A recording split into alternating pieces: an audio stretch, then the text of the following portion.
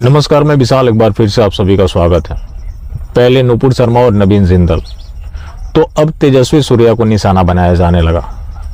जैसा कि हमने शुरू में ही कहा था कि इनका मनोबल बढ़ता जाएगा, उसी मनोबल बढ़ने का परिणाम है कि अब ये मामला तेजस्वी सूर्या तक पहुंच गया।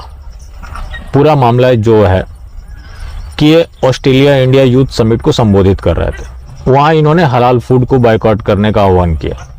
मजहब विशेष बोलते हुए उसका रक्त रंजित और हिंसापूर्ण इतिहास बताया। उन्होंने मजहब का नाम नहीं लिया, लेकिन मजहबी लोगों की भावनाएं यहां भी आहत हो गई। जब कोई बात आती है तो वहां ये हिंसा पे उतारू हो जाते हैं। इसी दौरान उन्होंने मुगलों की तुलना हिटलर से की कि जिस तरह से हिटलर ने यहूदियों के ऊपर हमला किया, वैसे ही मुगलों ने भी किया था। यहूदियों पर हुए अत्याचार की पूरी दुनिया में फिल्में और म्यूजियम है, लेकिन भारत में टीपू सुल्तान, गजनी, मोहम्मद गोरी, बाबर और औरंगजेब की आप चर्चा भी नहीं कर सकते। इसके बाद वहां इनके खिलाफ विरोध प्रदर्शन होना शुरू हो गया, जिसकी वजह से इनके कार्यक्रम को रद्द करना पड़ा। तो अब सवाल ये है कि क्या बीजेपी इनके खिलाफ भी कार्रवाई करेगी? तो अभी हाल में बीजेपी ने एक टीम बनाई जो कि आईटी एक्सपर्ट की थी, जिसमें 5200 बयान पाए गए जिसकी कोई जरूरत नहीं थी, जो इनके नेताओं ने दिए थे। टोटल 38 नेता इनके दोषी पाए गए, जिनमें 27 लोगों को वार्निंग देकर छोड़ दिया गया। इनमें जो प्रमुख नाम है, टाइगर राजा सिंह, गिरिराज सिंह, संगीत सोम, साक्षी महाराज, तथागत रॉय, प्रताप सिम्हा, बाकी अन्य नेता हैं। और अब बीजेपी प्रवक्ताओं को टीवी डिबेट में जाने से पहले धार्मिक मुद्दों के ऊपर बात करने को लेकर उन्हें पार्टी से परमिशन लेना पड़ेगा। वो नुपुर शर्मा के मुद्दे पर कुछ नहीं बोलेंगे, कानपुर हिंसा के ऊपर कुछ नहीं बोलेंगे। तो पहले कांग्रेस के प्रवक्ता टीवी डिबेटों से भागते थे, अब बीजेपी के प्रवक्ताओं को भगाया जा रहा है। अभी किसी हिंसा के ऊपर बात नहीं करेंगे क्योंकि मजहबी भावनाएं रूठ जाएंगी। तो दूसरी तरफ है इलियास शराफुद्दीन, जो कि शिवलिंग की तुलना गुप्तांग से कर रहा है। जी न्यूज के डिबेट में देवकीनंदन ठाकुर के साथ था।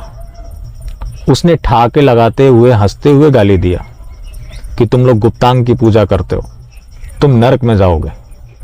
उसके खिलाफ क्या कोई कार्रवाई होगी? जिसका जवाब है नहीं। उसके खिलाफ एफआईआर भी दर्ज नहीं होगा। बीजेपी चाहती तो एक एग्जाम्पल सेट कर सकती थी, लेकिन बीजेपी ऐसा नहीं करने वाली है। बाकी तेजस्वी सूर्या को लेकर ज्यादा आउटरेज हुआ तो उनके साथ भी वही होगा जो नुपुर शर्मा और नवीन कुमार जिंदल के साथ हुआ। अभी कुछ महीने पहले की बात है जब तेजस्वी सूर्या ने जोर देते हुए कहा था कि जिन लोगों ने हिंदुइज्म को छोड़कर इस्लाम या ईसाई धर्म अपना लिया है, उन्हें वापिस हम घर वापसी कराएंगे और ये संतों की जिम्मेवारी है।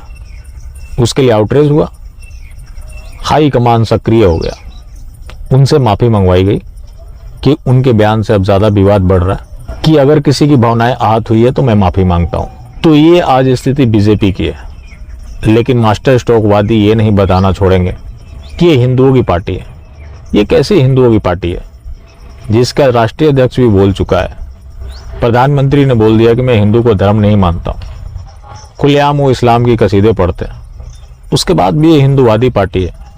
और एक कैसी हिंदूवादी पार्टी है जो लोग देवी देवताओं का अपमान कर रहे हैं, उनका फैक्ट के साथ काउंटर किया जाता है तो उन्हें ठिकाने लगा दिया जाता है।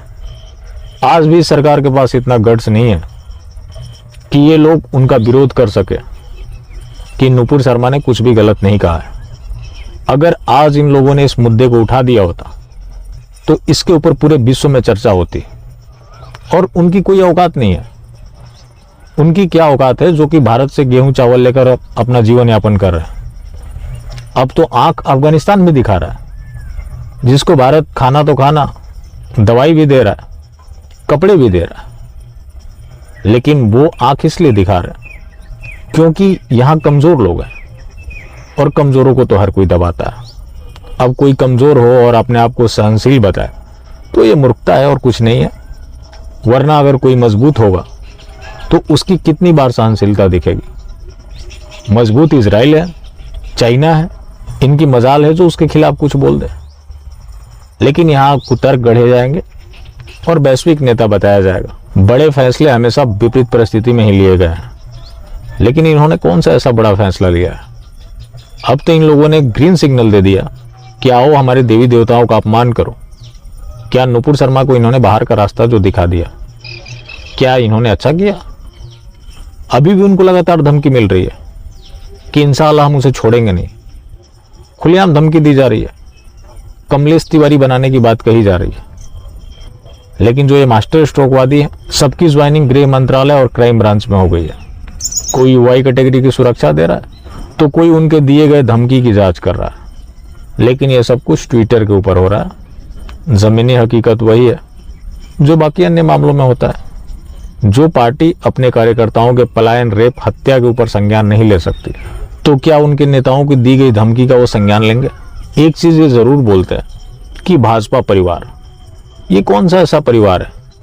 क्या आपके परिवार में भी ऐसा होता है या कहीं भी होता है ऐसा कि अगर आप कहीं फंस जाए तो आपका परिवार आपका साथ छोड़ दे? ऐसा कभी होता है? कोई आपका दोस्त भी साथ में जा रहा है, उसके ऊपर किसी ने हमला कर दिया तो क्या आप भाग जाएंगे? अगर आप भाग जाते हैं तो आप कायर और डरपोक हैं। लेकिन ये लोग बड़े मजबूत हैं और यहाँ भी स्ट्रेटजी है। अगर आप वहाँ भी भाग जाते हैं तो भी आपकी स्ट्रेटजी होगी कि आप अपने ही लोगों को मरवा दें और आप भाग जाए और बोले कि मैं तो एक स्ट्रेटजी के तहत भागा था। तो इसी तरह की स्ट्रेटजी चल रही है और इस स्ट्रेटजी के सहारे लोगों को गुमराह किया जा रहा है। ये अगर किसी चीज़ की फॉर्मेलिटी भी कर दें तो एक दिन बाद बोलते हैं कि ये विरोध इस तरफ नहीं जाना चाहिए कि कांग्रेस आ जाए। जैसे कि राहुल गांधी राज तिलक के लिए तैयार बैठे हुए हैं, बस 2-4 सीटें ही तो कम है, 2-4 सीटें जल्दी आ जाएंगी। आपने विरोध किया, अगर आपने इनकी सच्चाई बताई जिसे ये विरोध घोषित कर देंगे तो राहुल गांधी उधर तैयार बैठे हुए हैं, उनकी राज तिलक हो जाएगी और कांग्रेस के सत्ता में आते ही हिंदुओं को मारा काटा जाने लगेगा। जैसा कि अभी हिंदू पूरी तरह से सुरक्षित है, कांग्रेस हिंदुओं को खाना शुरू कर देगी, हिंदुओं के घरों के ऊपर कब्जा हो जाएगा, मंदिरों के ऊपर कब्जा हो जाएगा, हिंदुओं को देश से बाहर निकाल दिया जाएगा। इसलिए ये जो कुछ भी करते हैं उसको राष्ट्र हित में आप बर्दाश्त करते रहिए। इन्होंने जो कुछ भी किया है सोच समझ कर ही किया है। जो आज तक जितने इन्होंने फैसले लिए सारे सोच समझ के ही किए, जिसका परिणाम बाद में लोगों को समझ में आया। तो लोगों को हमेशा की तरह यही लगा कि मैं तब भी ठगा गया था, आज भी ठगा गया, और लोग नहीं संभले तो लोग बहुत बुरी तरह से ठगे जाने वाले हैं। कौन आएगा कौन जाएगा ये मैटर नहीं करता।